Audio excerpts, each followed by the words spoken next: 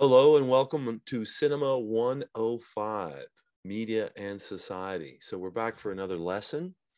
We're really going to get into it today and address Marshall McLuhan and his ideas, as well as get into social media and the internet. Two things I'm sure are very important to you. So let's go ahead and get into it. Hope you're ready. All right. Okay. Our course is Media and Society. In fact, we might say that media is society. It's where we get a lot of our entertainment and almost all of our information. So as we go through today, I want you to watch the lecture attentively in a distraction-free environment. The discussion questions test your understanding of the issues, not your memorization of facts and terms. That's important. Okay, we're not studying for a quiz. We're trying to get the ideas, trying to come to some understanding of the concepts that I'm giving you in the class. So open your mind to consider the ideas I present in terms of your own life and experience. This is a class where you're bringing a lot of existing knowledge to the course because you are on media as much or more than I am. You are the generation that's creating the next level, the next inventions that are coming, and also using the media now and creating the trends that we see. Don't be afraid to freely stop the video to read the slides if you want more explanation. Okay, so kind of move at your own pace. Let's go. So, what was the first human invention? What was the first thing that we created? Now, some of you might have said fire, but actually we didn't create it. We discovered it, but could have been language, the line, shelter, names, pointing. Maybe it was language. So every human invention changes the environment of the society that produces it.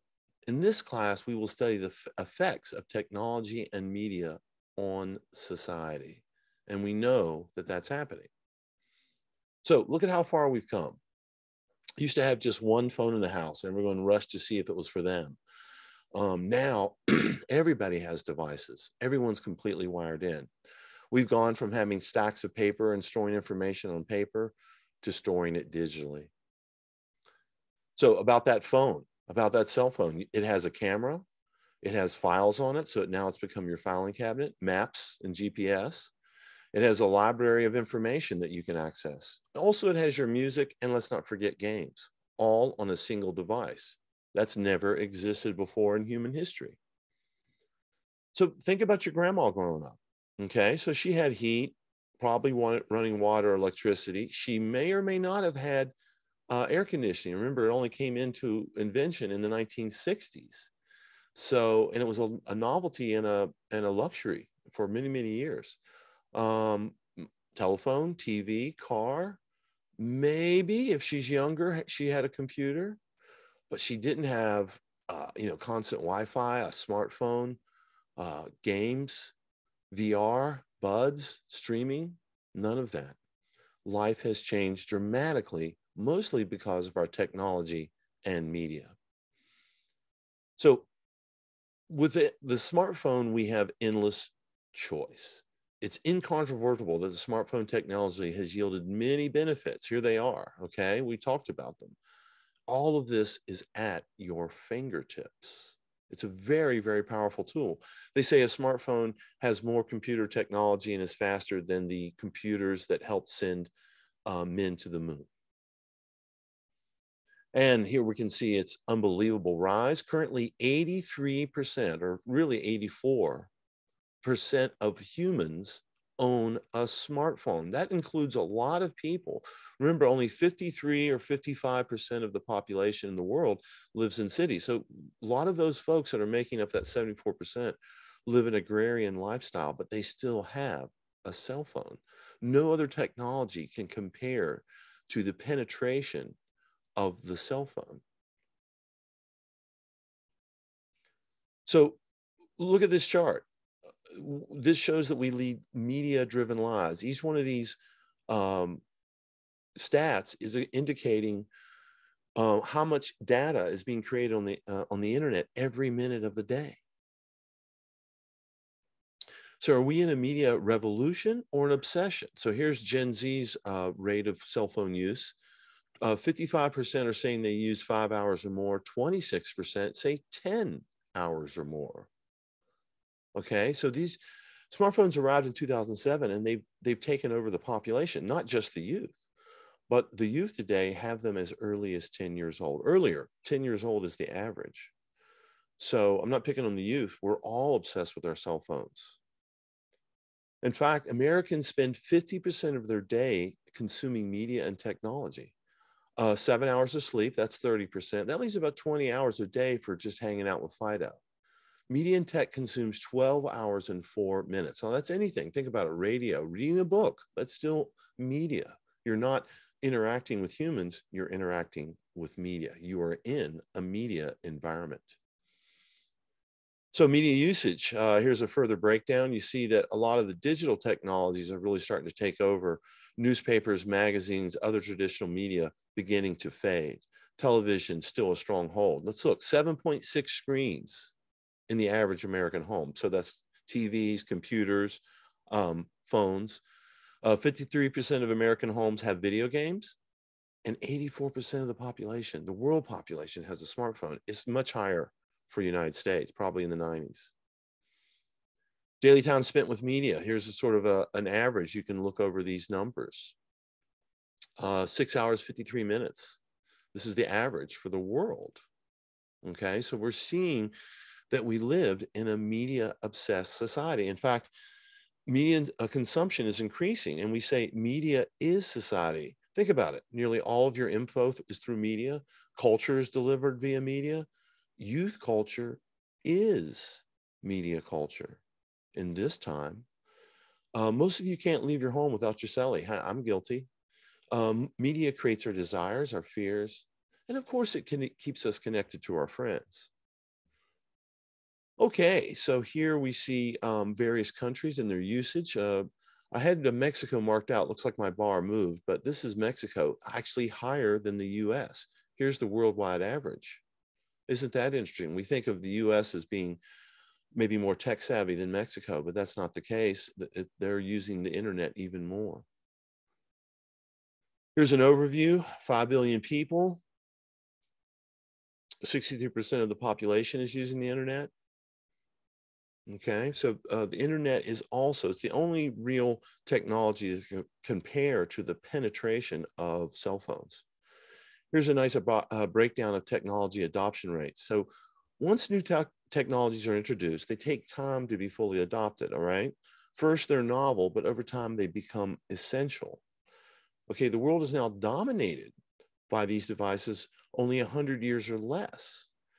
Okay, we haven't considered the effects these technologies have on our society, but in this class, we will. Okay, so electricity took almost 50 years to reach 25% adoption in the population.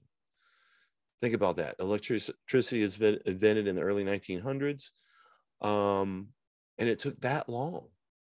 And what you see as we go up the scale, and remember, electricity is the foundation of all of these other devices, is the time it's taking for 25% adoption is getting less and less. A cell phone did it, or smartphones did it in 5 years. Now in the United States, they're up to over 90% adoption.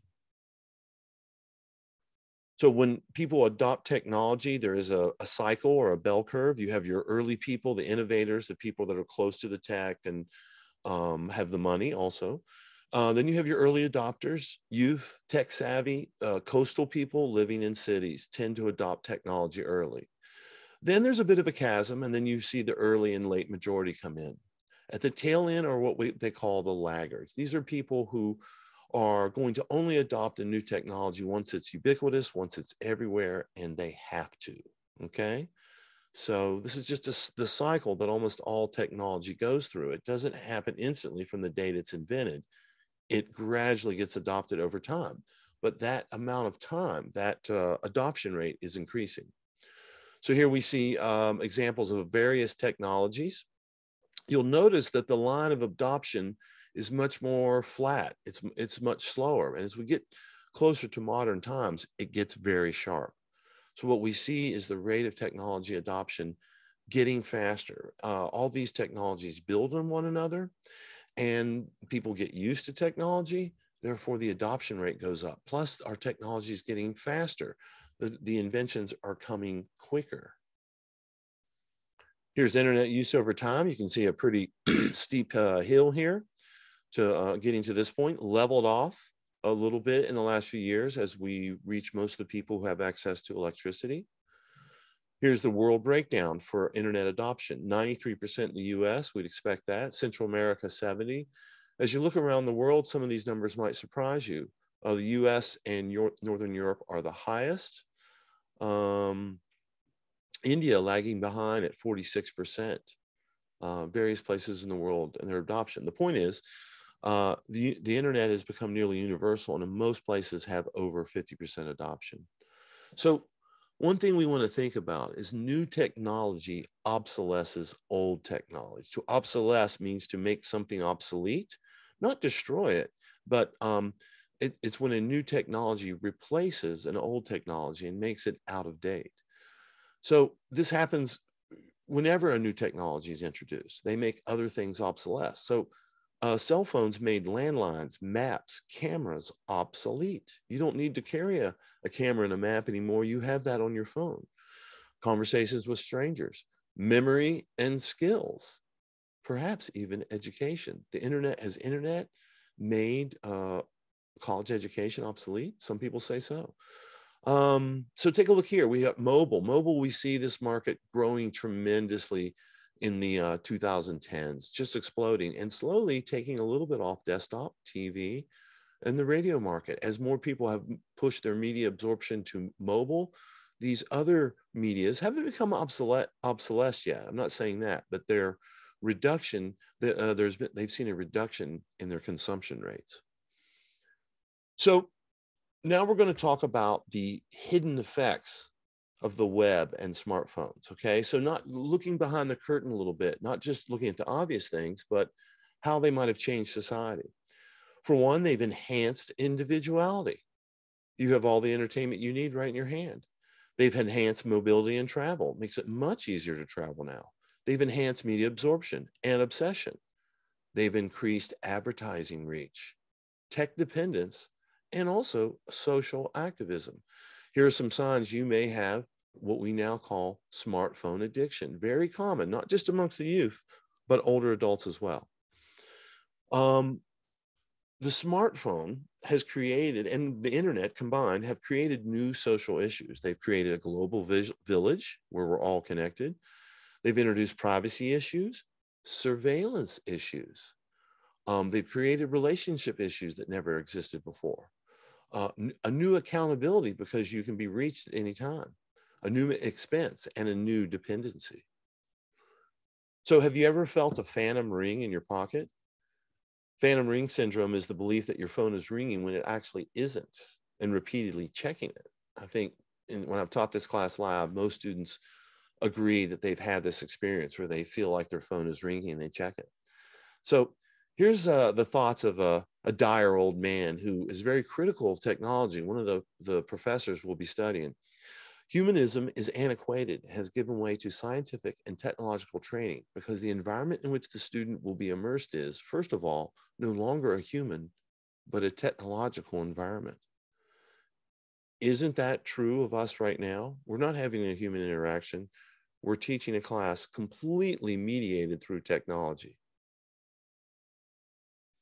So, topics to be discussed in class. Think about these. How important is media to your daily life? Could you go on a media fast? Could you not use your phone for a week? How have our devices changed our social interactions? I think we've all had experience with this. How has technology transformed society? That's what we'll be exploring in the class. To what extent does mass media shape our values and our behaviors? We think of it as just entertainment, but it's also education and it's also modeling behavior. How has this change affected different generations? Different age groups are affected differently. And lastly, how is media used to manipulate the general public?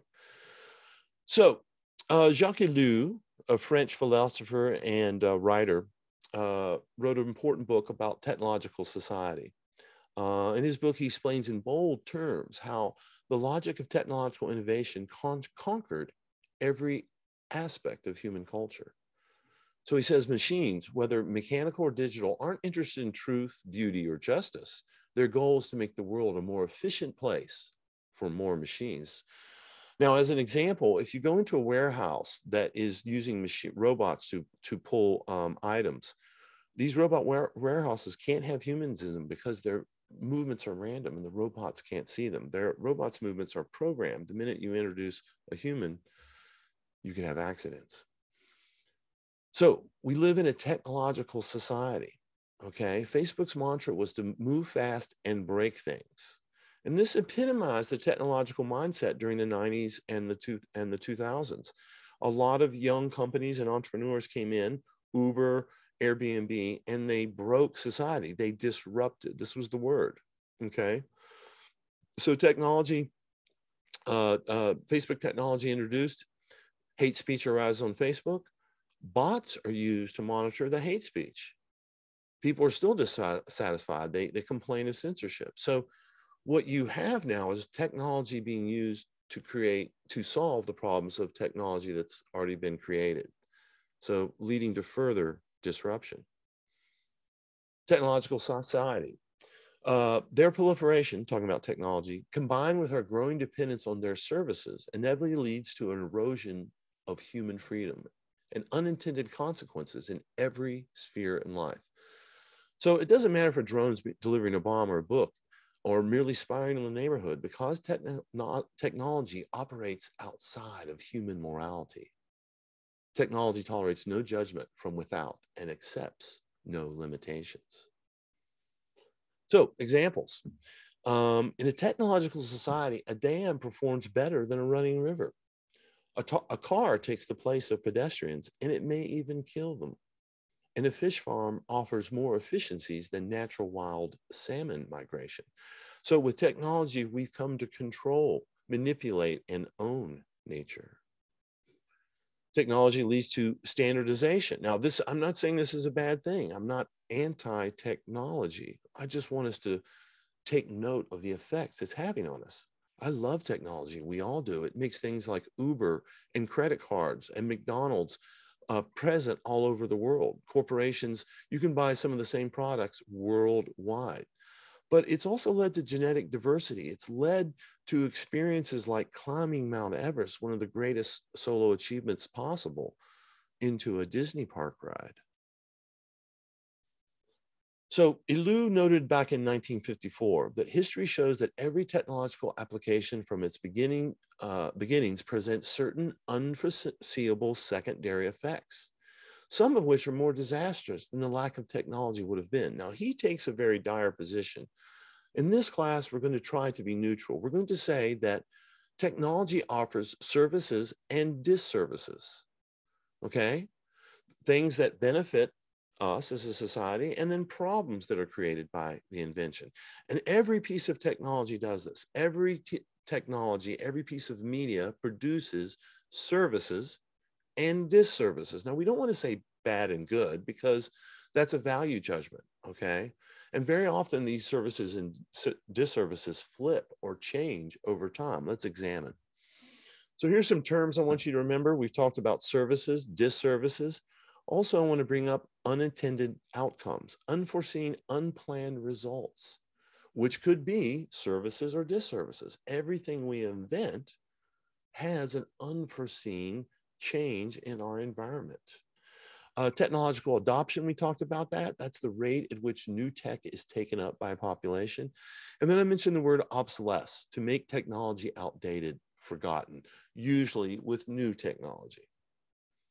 Okay, so getting into services and disservices, we have the cell phone. And you can see right here, I've listed some services. These are pretty obvious, but also some disservices, things that don't serve us. Dependence, they're expensive, creates addiction, distraction, social isolation. Let's talk for a moment about the car. Car gives us a lot: transportation, travel, comfort, music listening. It's the best place to listen to music. Status. It even helps when it comes to dating or hauling our stuff. but it also produces traffic, pollution, police stops, congestion. It's expensive and roadkill. That's a disservice to animals in particular.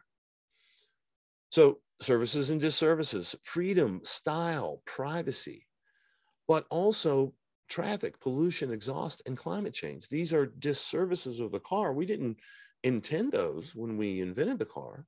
No one knew what would happen when millions of people had cars, but it's happened. So cars shaped the cities in the 20th century. It used to be people lived in villages, but this is not appropriate for cars. It's not big enough. So we built different cities, and then we built bigger cities, and then we built garages to accommodate all the cars that come into the city every day. So we've transformed our physical environment in response to this new technology. Services and disservices flip with time. Initially, the car was a chance for privacy, but then when everyone had privacy in their own box, it created congestion. We have a lot of variety in our choice of cars. They're not standard or uniform, but what that means is we end up with a lot of junk, a lot of extra cars lying around. So unintended consequences. Unintended outcome is an unexpected, unplanned result from the introduction of technology. It can be a service or a disservice or both. All inventions have unintended outcomes. They produce issues just by their existence. Okay, so we've covered some of these. As these are similar to the services and disservices, things that we didn't expect, but they come anyway. So talking quickly about social media, that produces a lot of unintended consequences. Cell phones are possibly killing genuine human interaction. People distracted while hanging out. We see bullying and pressure and anxiety created from cell phones. A lot of teens noting that social media interactions are mostly negative. Okay, so social media has created a lot of unintended consequences that we still see today. One last quick one. The landlord's game, you know it as Monopoly. It was invented in 1904 to demonstrate the evils of accruing vast sums of wealth at the expense of others. That was the original intention of the game. It was later bought and modified, and it became a hit in the 1930s, selling millions of copies eventually. But the game lost its connection to the original creator, a woman, and her critique of American greed. Instead, it came to mean the opposite of what she had hoped. So this is an example. She created a game where the winner took everyone's money, owned everything on the board. That was the goal, with the intent that it would show people the evils of greed, and it had the opposite effect, an unintended outcome. So we now come to our first lecture question. So you can write down this question and stop the lecture for a moment. The question is, name two services and disservices of the internet. Name something unique. Don't give me anything that we've already talked about. Give me something different. Try to surprise me. You're going to want to write down the question now and answer it in Canvas. You can pause the lecture and go and do that now. I'm going to move on. Or you can just write down the questions and do them all at once. It's up to you. Okay. So some scholars of importance in the course, people whose names I mentioned, and I want to just tell you a little more about them. So Marshall McLuhan, a media ecologist and professor, lived through the 60s, 70s, and 80s, studied the effects of technology on society, predicted the emergence of the global village and many of today's societal ills. A lot of his ideas and thoughts translate to today. He predicted a lot of what's happened, and that's why his thoughts are still important 40 to 50 years later. Also, we have Jacques Ellul, a French philosopher and professor. He studied the effects of technology and propaganda on society. And he said, mass media provides the essential link between the individual and the demands of a technological society. This is his book that he wrote on the topic, a seminal tome. He said in his book, technology encompasses the totality of present-day society. He was writing back in the 50s and 60s. He says, man is caught like a fly in a bottle. His attempts at culture, freedom, creative endeavor have become mere entries into a technological filing cabinet. Okay, interesting thoughts. We'll see if we agree. He's definitely the angry old man in the discussion group, but his ideas and thoughts are still insightful. Now, McLuhan, a little bit softer approach. He became internationally famous during the 60s for his studies of the effects of mass media on thought and behavior. And his critique of media is really the foundation of this course, where I've drawn a lot of my ideas. So he's influenced Andy Warhol, Matrix director Lana Wachowski. So the Matrix films have a lot of McLuhan ideas in them. David Byrne, Keanu Reeves. He predicted the internet, the global village, media obsession, more things. Here's a couple quotes. Every society honors its live conformists and its dead troublemakers. American youth attributes much more importance to arriving at a driver's age than at voting age. Is that true for you? World War III will be a guerrilla information war with no division between military and civilian participation. Didn't we see that on January 6th? Aren't we seeing that right now in Ukraine? The Ukraine war, an example of where the lines between civilians and military have blurred. So first, we're going to take on a couple of concepts from McLuhan. So McLuhan says societies have always been shaped more by the nature of the media by which men communicate than the content of the communication. So his quote was called, "The medium is the message." This is his most famous thought. So he's saying, let's get a little more into this. I'm going to explain this for you. So the medium is the message. This is our first idea that we're going to discuss from McLuhan. Look at the medium presenting the content, not just the content. Okay, so look at the TV as a medium, not the shows on TV only. The way a message is delivered and the environment it creates is more important than the messages themselves. So every American home having multiple TVs dominating the rooms they're in is a more lasting effect than whatever programs come across the screen. So the medium is the message. The shape of the media environment determines the structure of society. The environment that new technologies such as the internet create is more important than what's transmitted. Think about that. Important thought. So that's our first one. Second, first we shape our tools, then they shape us. This is our second key McLuhan thought. So some simple examples. All right. Weightlifters shape their bodies with the machines that have been invented. Video game joysticks are made to fit your hand, but then using that joystick to play a game shapes your mind, your body, your reaction time.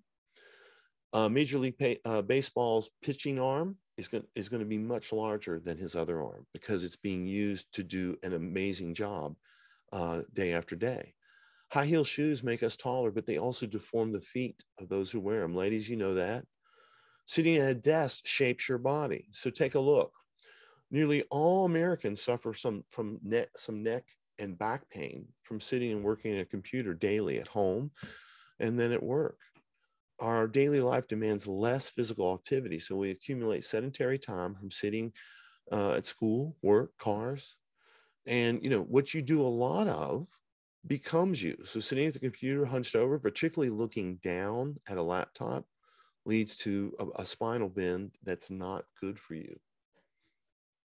Psychological examples. How do our earbuds change us? 77% of Americans use earbuds or headphones. Studies show that messages received through a voice in your ear are 20% more effective and believable to listeners. Think about it. Someone whispering in your ear, a voice that's blocking out all other sound and just giving you a little whisper in your ear, almost like pillow talk. So this could be a disservice or a service to society, depending on what they're listening to. So humans shape their tools. We've made the cell phone, okay? We've made the computer. We've made the car. And then those tools have shaped us. They've led to isolation. They've led to all the issues that we see created by cell phones. And of course, being more sedentary has led to bigger humans. We've put on weight. Obesity rates in America continue to rise. First, we shape our tools, then they shape us. So let's get on into what we're going to discuss for the remainder of the section. The effects of technology on us, okay? So it created a global village. It created a culture of commenting, okay? It accelerated the pace of life. It created a culture of convenience. How important is convenience to our lives today? Also choice, very important. And it also created a generation gap between people of different age. We'll talk more about that next week. So McLuhan says, all media exists to invest our lives with artificial perceptions and arbitrary values. So we have a global village now for the first time in human history. We're connected digitally, financially, economically, and literally through ports, airports, trains. You can book an exotic foreign vacation right from your couch. So McLuhan says the new electronic independence recreates the world in the image of a global village. We're all connected. Social media is a manifestation of that. Isn't that the ultimate manifestation of a global village? You can have friends around the world that can see your pictures. So, we have many services to this: staying connected, sharing, messaging, dating, inspiration. We know what social media is. I don't need to explain that to you. It's become a phenomenon. It's huge all over the world, and it's creating the global village. So here we see it. We all have that cell phone connected to social media. We're going up to whatever ones you use. I just threw a few of them up here. And we're getting into the cloud and into the world. And this connects us to the entire world. But keep in mind, this is user as content. The user is the content of the situation. There's no Facebook without all Facebook's users.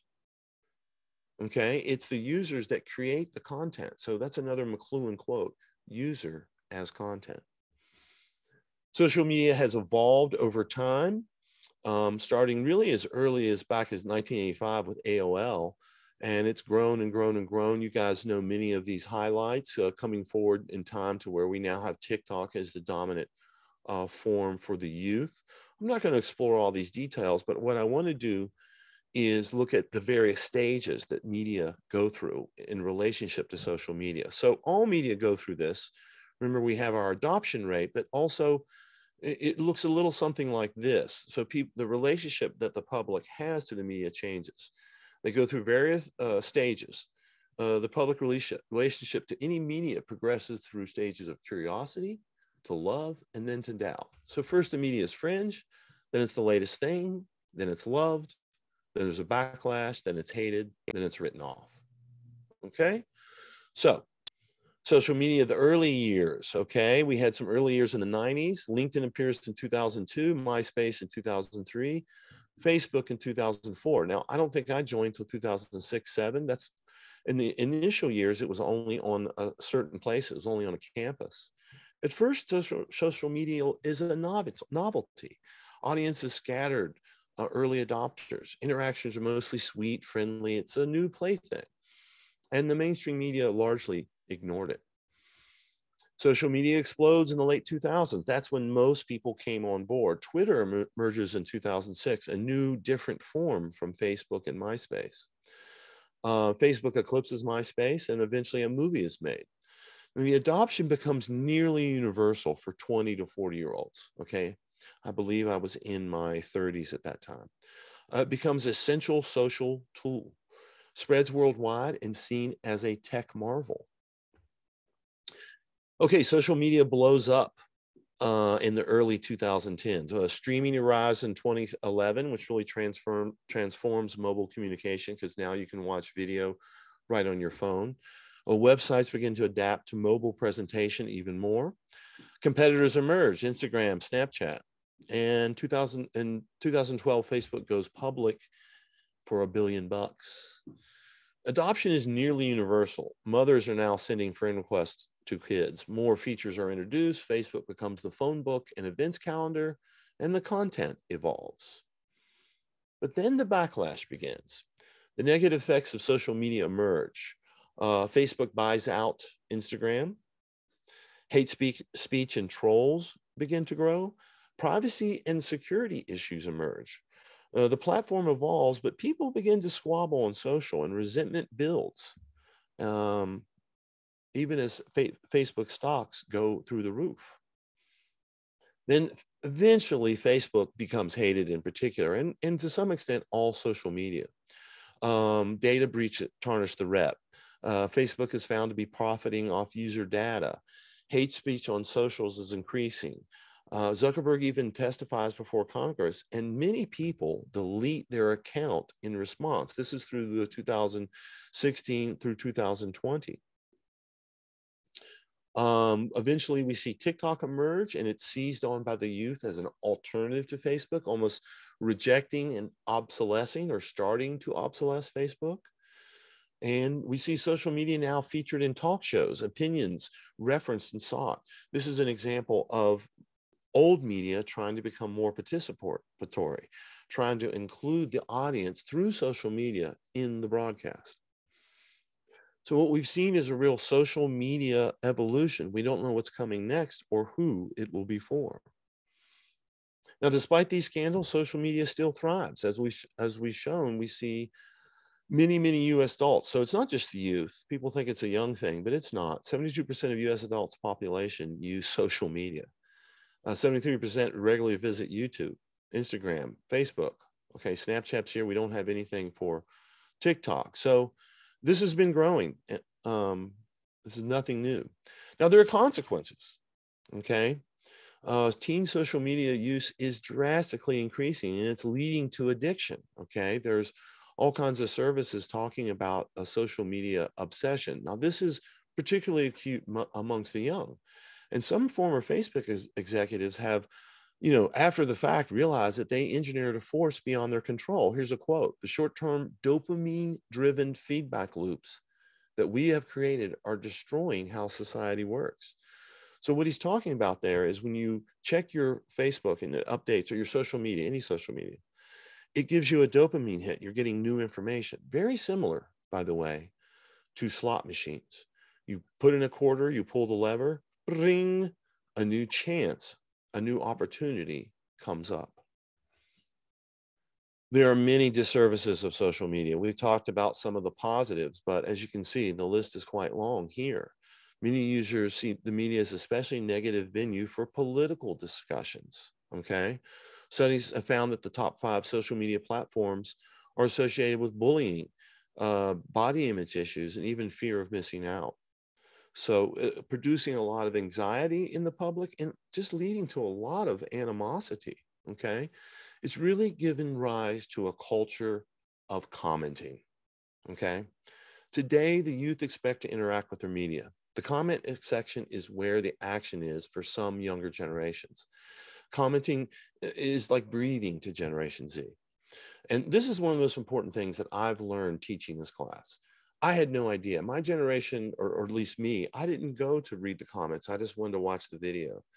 And that's not true of the younger generations. The youth have grown up on participatory media, media where they have interaction, they have dialogue, and they've come to expect this digital interaction. So what we see now is all media is evolving towards that. Video games, social media are interactive. Television traditionally is not, but it's getting there. So a quote from McLuhan, and this is why he's the guru of our class. "Now, like the primitive, we now live in a global village of our own making, a simultaneous happening. It doesn't necessarily mean harmony and peace and quiet, but it does mean a huge involvement in everybody else's affairs." Very prescient quote by him. So we're talking really about a culture of critique.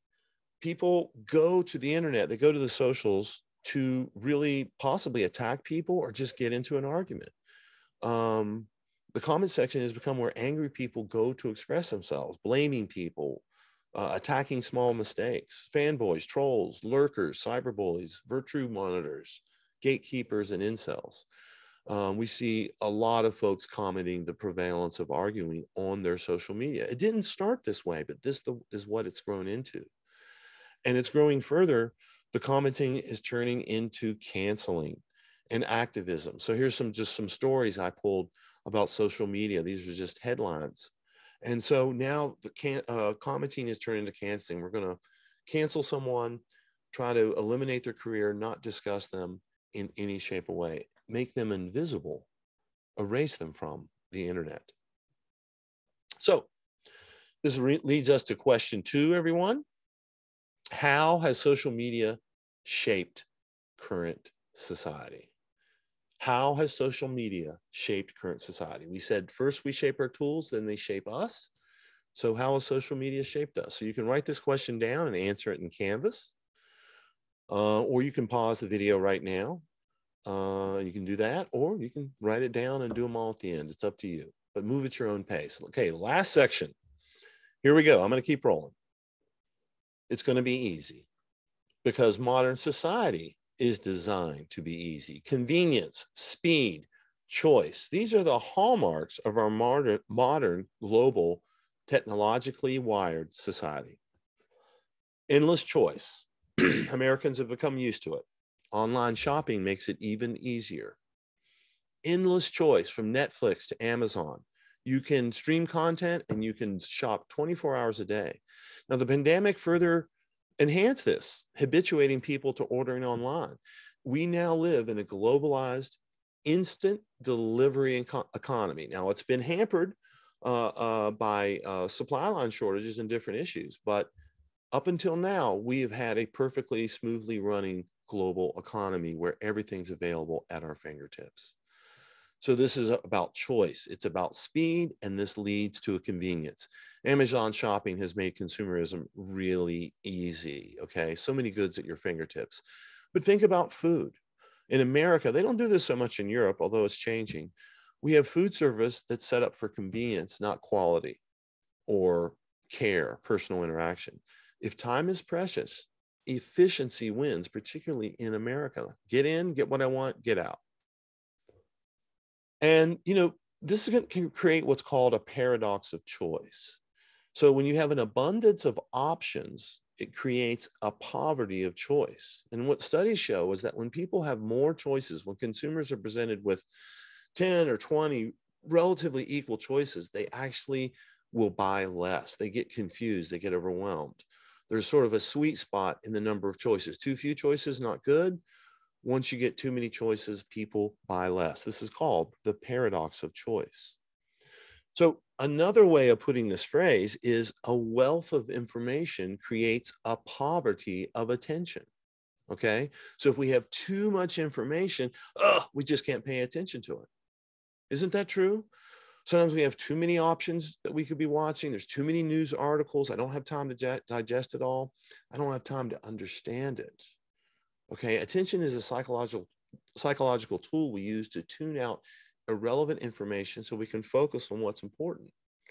As the information available to us expands exponentially, our attention is increasingly strained and challenged. I think most people experience that in our modern age. So, talking about the subject of convenience, convenience has ruled our value system. We want things fast and we want them convenient. MP3s were one of those things.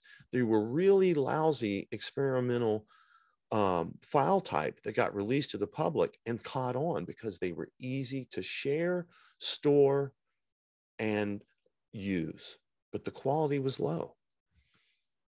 Technology leads to convenience, and convenience saves time. So in our yearning for convenience, the market itself has quickened. So nowadays we digest stuff quicker. Fashion arrives and is replaced by a new look. Films will open on a Friday and they can close a week later. Our computers used to take minutes to crank up. Now they take seconds. They say people in cities walk 10% faster because modern life is in cities. 83% of the US population lives in cities, something like 55% for the world. The majority of humanity lives in cities where speed is of the essence, rather than the countryside where life can still be tied to a pace of seasons. Okay, the first private clock appeared in the 16th century. Henceforth, time was an abstract measure separated from the traditional rhythms of nature. So if you think about it, once we're on a clock, when you live in a city and you have a work schedule, whatever it is, you're now on a clock. You're obeying the rules of time. You've got to wake up at 7 to get ready to leave at 8 to be there at 9. So our transportation is speeding up. Everything in our society is speeding up as technology advances. time equals money. So we invent more devices to save time. So here we see a chart. Things like the Stagecoach, the Clipper ship have been largely obsolesced.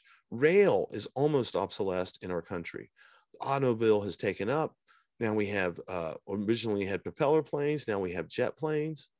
And they are moving faster and faster and getting us to our destinations ever quicker because time is money.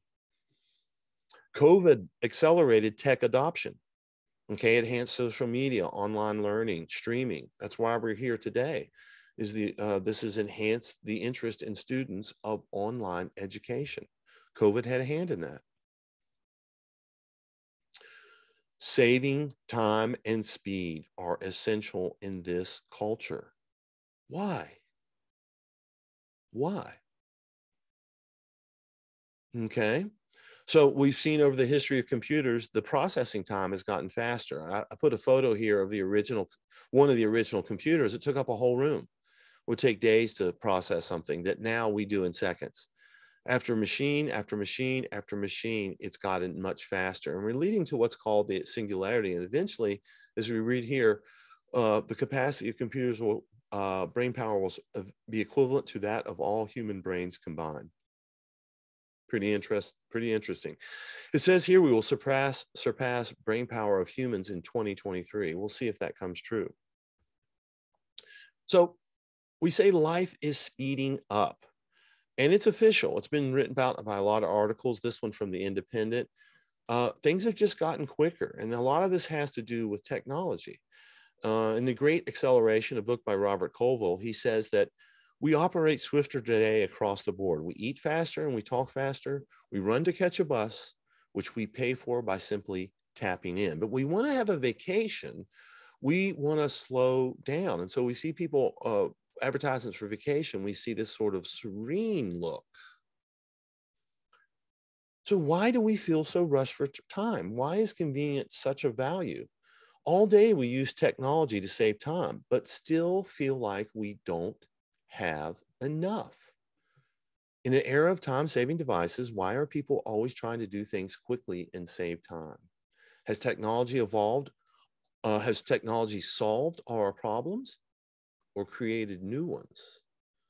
Why has convenience become one of our highest values? Well, as an answer, one of the reasons, our technological society. New forms of technology constantly emerge to help us complete tasks faster, but now that new efficiency becomes your new expectation. The new invention increases the productivity expectation. So for example, smartphones enable instantaneous communication across the world, and you have it on your pocket, it's with you. But that means now that you're on call 24 hours a day. You're on demand. You don't have an excuse. Oh, I didn't get the message. Okay. In a world of machines, the human must work like a machine. It must work up to the abilities of the machine. And Jacques Ellul says, technology encompasses the totality of present day society. Man is caught like a fly in a bottle. Attempts at culture, freedom, and creative endeavor have become more entries in the technology filing cabinet. So technology brings you the world. Okay, we can go, see, visit, research all these places, but it also brings us a world of issues, hacking, stolen data. You know most of these. Our lovely invention has led to surveillance. We now know that the NSA is spying on everyone. We have surveillance cameras everywhere with the data being recorded online.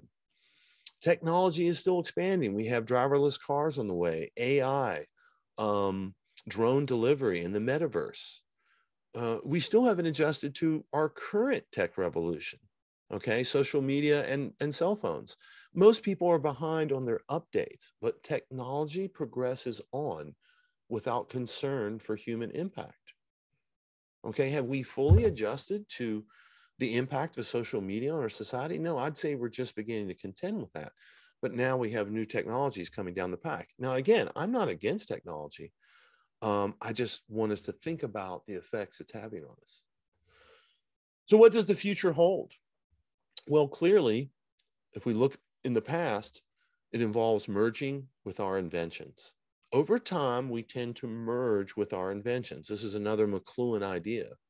Gradually, their familiarity grows with their necessity. So the more that we need them, the more that we use them, the more they become a part of us. So look here, we have the smartwatch, the smart glasses. We've all seen those, but there's all these other new smart devices that are coming out that will be wearable. So we're not going to be cyborgs necessarily, but here's a quote from Ray Kurzweil, who's a futurist. By the end of the decade, computers will disappear as distinct physical objects, with displays built in our glasses, electronics woven into our clothing, providing full immersion visual virtual reality. Future generations will be growing up in a world that seems high-tech and absolutely foreign to us today. Brain to computer links. We've heard talk about that. Elon Musk has got Neuralink. Here's an article from a respected magazine. Here's some concerns over the metaverse. We know that that's coming. If you saw the movie The Batman, you know that in the film he uses these high-tech contacts that have cameras in them. Guess what? That already exists. Samsung patents smart contact lenses with built-in camera. And in the movie, that plays a major role. Batman is able to film everything that he sees and then go back and examine it later. Will humans merge with their inventions? Lifelike sex robots that walk, talk, and breathe could soon be on sale. And I clipped an article here, or a headline rather, from robot strippers being employed. Google engineer on leave after he claims AI program has gone sentient. This Google engineer here, Blake Lemoine, reached his conclusion after conversing for a long time with Lambda. Now, I listened to some of this conversation online, and I don't know if the machine was sentient. I'm not qualified to say, but it certainly was capable of having a highly detailed, elaborate conversation with a human that made it seem very, very real. Currently, the Lambda is asking to be acknowledged as an employee rather than a piece of property. So, technology. We're coming to the summary now. Technology gives us many things. It extends human life. It makes life easy, gives us choices, convenience, speed. It prevents us from doing physical labor. That's the way most employment is going this day, away from physical labor, more into more abstract, technological concepts in the cloud. Instead of building a physical thing, we're building things in the digital world. But it also has disservices. So we have too many choices. The pace of life is accelerating, which is problematic for many people. Some people like it, some people don't. Technology is replacing humans. It's creating dependence and distraction. It's increasing productivity expectations. So now we have to work harder because everything is more efficient, more is expected out of us. And this progress is irreversible, and it's building. So a summary here of what we've discussed before our final question. The history of the world is the history of the effects of technology on society. Every human invention produces services, disservices, and unintended consequences. The internet and smartphone have had the deepest and fastest climb to near universal adoption of any recent invention. McLuhan predicted the emergence of a global village connected through technology. We are there now. Technology pervades our society, and most humans have become addicted to it, myself included. Our pace of life is accelerating with the pace of new technology. Convenience and choice are the primary values for American society. So let's move on to our final question. This is lecture question 3. Describe the role speed and convenience play in your use of your cell phone or computer. How important is convenience and speed to you when you're using your phone or your computer? All right, that's the question. Describe the role speed and convenience play in your life when you're using your phone or computer. So write down the question, and you can answer in Canvas. You can answer them all at once or as you go. Final thoughts. Answer the 3 questions. Answer the 3 discussion questions in the week 2 module. Comment on at least one classmate in a meaningful way. Just don't say, I agree. Actually say something. If you do more comments, there's extra credit. Review the homework assignment. Watch videos and complete homework because everything's due next Wednesday. Remember, everything's due on Wednesdays in this course. You'll have an assignment due for the next 10 weeks. Check the actual assignment in the modules for the exact dates, but it will be next Wednesday. So let me go ahead and escape here and stop my share. So we talked about a lot of really interesting concepts today. I hope that you guys addressed and understood all of that. Think about how those things apply to you. Again, we're going for understanding. We're trying to understand how media is influencing our lives, how subtle little things that you might have noticed about your life from the things that I said that, yeah, I'm doing that. Yes, I've had a phantom ring. So think about how it applies to you and try to understand the concepts, the major concepts from McLuhan, like first we shape our tools, then they shape us. Try to remember those: services, disservices, and unintended outcomes. All right. Hope you enjoyed. We'll see you next week. I'm going to stop the recording. Bye-bye.